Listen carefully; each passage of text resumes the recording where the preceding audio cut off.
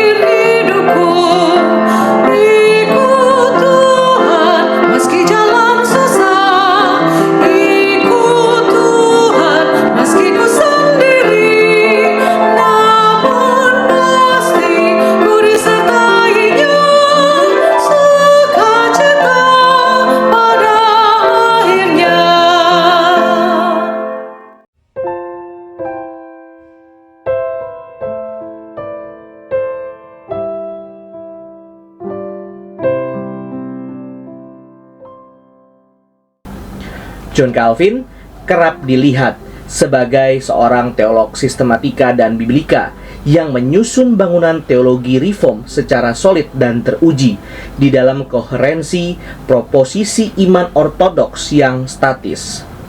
Keteraturan, rasionalisme, dan kontrol merupakan tiga hal utama di dalam melihat karikatur Calvin semacam ini. Tentu, melihat Calvin sebagai seorang scholar bukan merupakan sesuatu yang salah, karena Calvin sendiri memang menempuh jenjang pendidikan akademis yang jelas, dan ia memang memiliki kapasitas kognitif yang luar biasa di dalam menganalisis dan mensistematisasi pemikiran teologi dari orang-orang sebelumnya.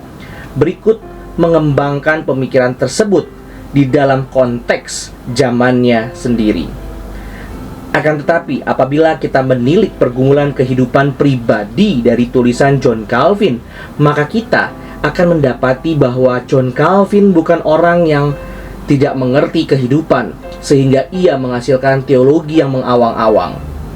Ia sendiri pun mengalami berbagai masa yang penuh kesulitan di sepanjang hidupnya.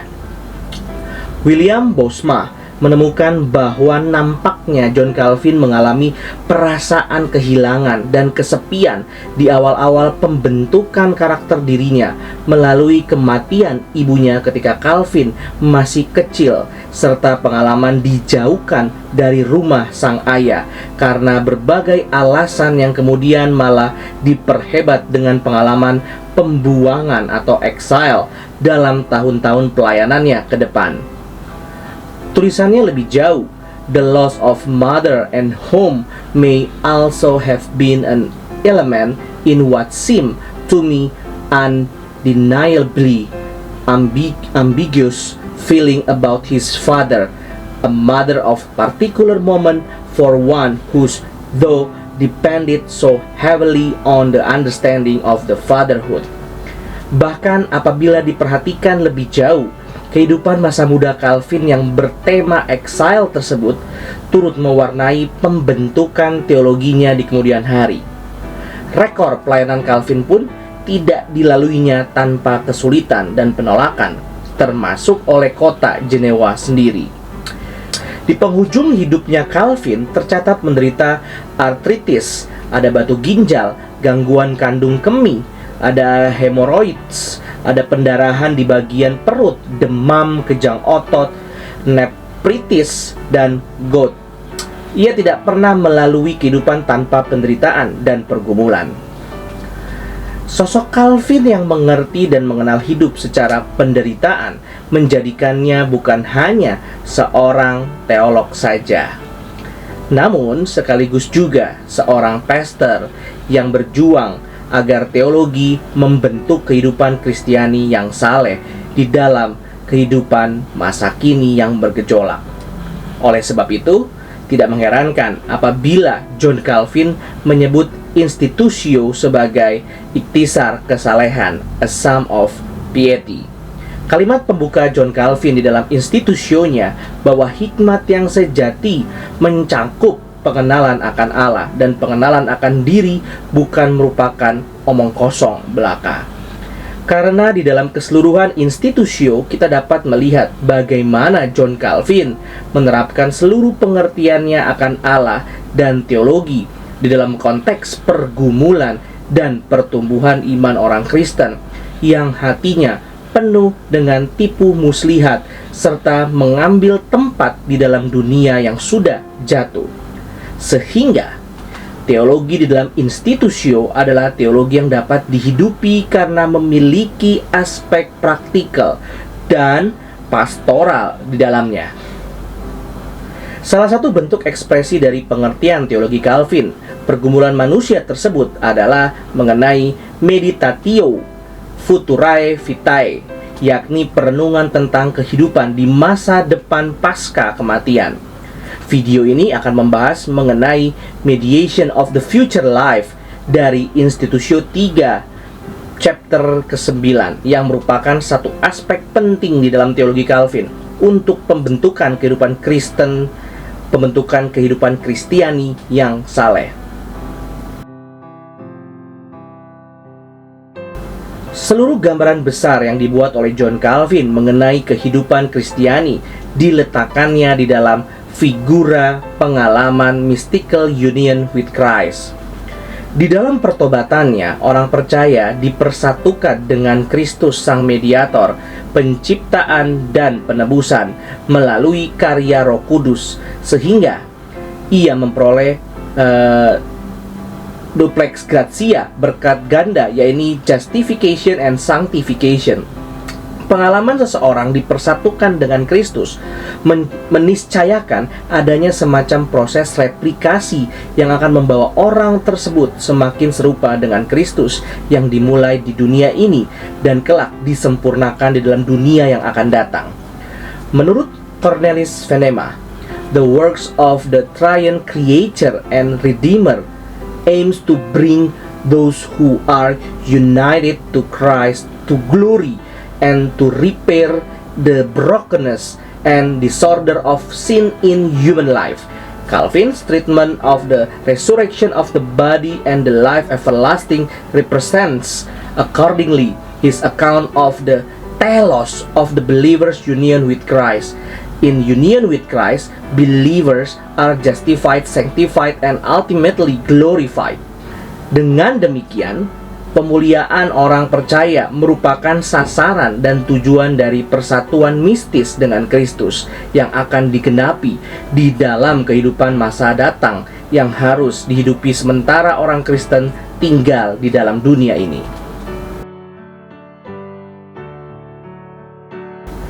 Calvin cenderung untuk melihat kehidupan Kristiani di masa sekarang secara negatif dan pesimis. Hal ini tentu berbeda dengan letter Calvinism yang nampaknya berusaha untuk menekankan keindahan dan prospek yang optimis dari kehidupan masa sekarang. Kehidupan masa sekarang dilihat oleh Calvin sebagai penuh dengan penderitaan dan kesia-siaan. John Calvin menulis demikian. Setelah itu barulah kita akan maju secara benar oleh disiplin salib. Ketika kita mendapati bahwa kehidupan yang sekarang ini, ketika dinilai menurut dirinya sendiri, memang susah, bergejolak, tidak membahagiakan dengan cara yang tidak terhitung banyaknya, dan di dalam aspek apapun tidak secara jelas berbahagia, bahwa segala hal yang dinilai sebagai kebaikannya itu tidak pasti, segera berlalu, sia-sia, dan dirusak oleh banyak kejahatan yang tercampur baur. Memang ada kesenangan dan kenikmatan yang ditawarkan oleh dunia, namun bagi Calvin semua itu harus diperlakukan dengan kewaspadaan, karena pada dasarnya kehidupan masa kini diwarnai dengan kesulitan, gejolak, ketidakpastian, dan kefanaan. Calvin mengharapkan agar orang Kristen benar-benar menyadari betapa fana dan tidak berharganya kehidupan dunia di masa kini, supaya ia tidak mengasihi dunia ini dengan cinta kebinatangan, brutish love, melainkan akan memperlakukannya dengan hina, contempt. Tidak ada jalan tengah di antara kedua pilihan tersebut bagi Calvin. Bagi orang Kristen yang sudah terlanjur jatuh hati dengan dunia ini, maka Allah akan memberikan berbagai macam kesulitan yang bertubi-tubi untuk menarik kembali hati orang Kristen tersebut agar kembali kepada Allah. Ujar Calvin, untuk melawan kejahatan ini, Tuhan mengajarkan kepada para pengikutnya tentang kesia-siaan kehidupan yang sekarang ini dengan bukti yang terus-menerus untuk kesengsaraan-kesengsaraannya. Bukti penderitaan tersebut dapat mencakup perang, penjarahan, kecelakaan, pembuangan atau exile, kekeringan, kemiskinan, dan lain sebagainya.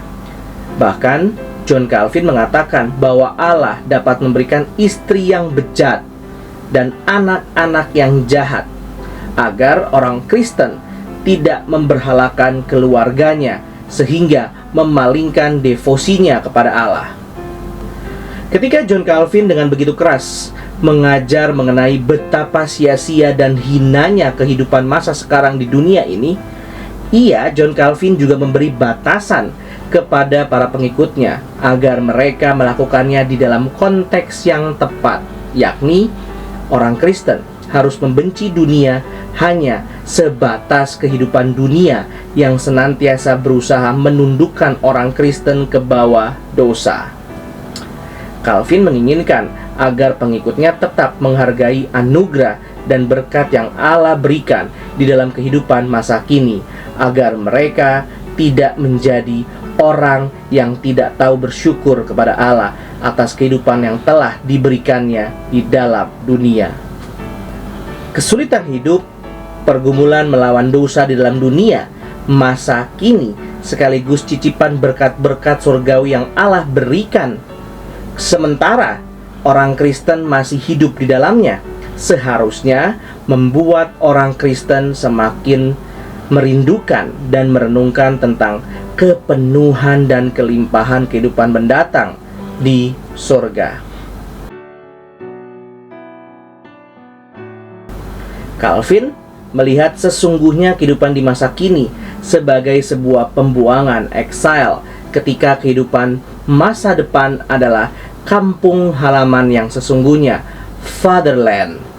Di sini kita dapat melihat bagaimana pergumulan masa lalu John Calvin yang memuat pengalaman kehilangan figur orang tua dan pembuangan yang menjauhkannya dari kampung halaman, membentuk pengertiannya akan signifikansi surga. John Calvin menulis,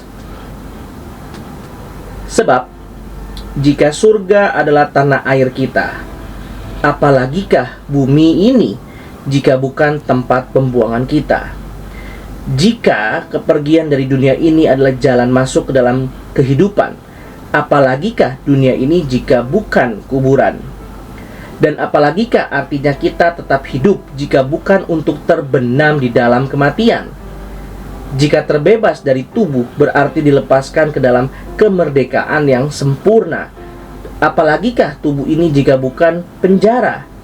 Jika menikmati hadirat Allah adalah puncak kebahagiaan, bukankah tanpa hadirat Allah berarti kesengsaraan? Terlihat jelas kontras yang hendak Calvin sajikan antara kehidupan masa kini dengan kehidupan masa depan. Pembuangan dari tanah air, ada kuburan, bebas dari penjara, kesengsaraan, dan kebahagiaan. Oleh karena itu, orang Kristen harus berhasrat akan tibanya hari kematian pribadinya, karena melalui kematian maka kita akan dipindahkan dari tempat pembuangan menuju ke surga, heavenly fatherland. Bagi Calvin, pengharapan akan kehidupan kekal setelah kematian merupakan salah satu ciri yang membedakan orang Kristen dengan binatang. Lebih jauh, kematangan rohani seseorang dapat diukur dari seberapa ia bersuka cita menanti hari kematian dan kebangkitannya kelak. Bahwa setiap orang yang tidak secara bersuka cita menantikan hari kematian dan kebangkitan final belumlah meraih kemajuan di sekolah Kristus, tegas John Calvin. Martin Schultz menilai pandangan Calvin mengenai kehidupan masa kini yang demikian kontras dengan kehidupan masa mendatang merupakan bentuk kontinuitas murni John Calvin terhadap asketisme monastik dan dunia sana yang khas medieval Platonik. Lanjut Schultz, dalam pengertian ini teologi Calvin sepenuhnya bersifat eskatologis, namun mencerminkan eskatologi yang menolak segala kepentingan substansial dalam transformasi kehidupan dan tatanannya berdasarkan norma-norma hukum Tuhan. Akan tetapi, pandangan tersebut dibantah oleh Cornelis Venema. Venema menegaskan bahwa terdapat 3 poin diskontinuitas yang juga ada di dalam teologi Calvin dengan zaman medieval. Pertama, perenungan kehidupan masa depan di dalam teologi Calvin senantiasa dikaitkannya dengan persatuan mistis dengan Kristus. Sebagaimana Kristus telah berada di sorga, demikian pula orang Kristen harus senantiasa mengarahkan hatinya kepada Kristus yang kini di surga.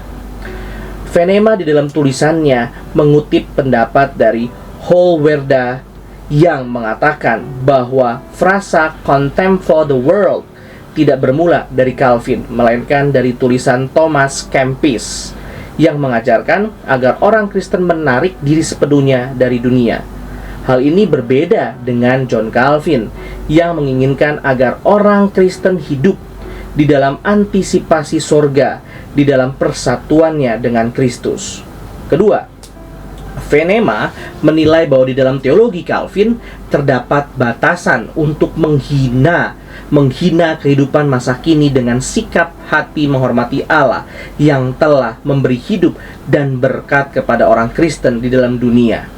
Ketiga, di dalam Institutio-nya, buku ketiga, chapter ke-25, John Calvin memparalelkan antara perenungan kehidupan masa depan dengan perenungan kebangkitan Kristus. Konsekuensinya, pengharapan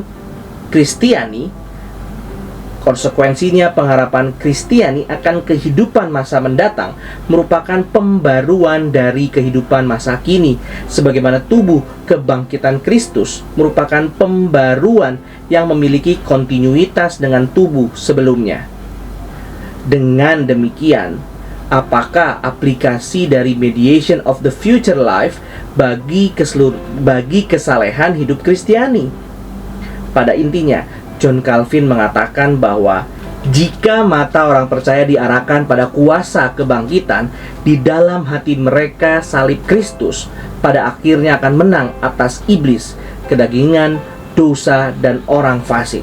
Calvin mengakui secara jujur bahwa tidak ada yang lebih sulit selain mengekang nafsu serta menyangkal diri kita dan membaktikan seluruh hidup kita kepada Allah dan sesama di dalam dunia yang berdosa ini.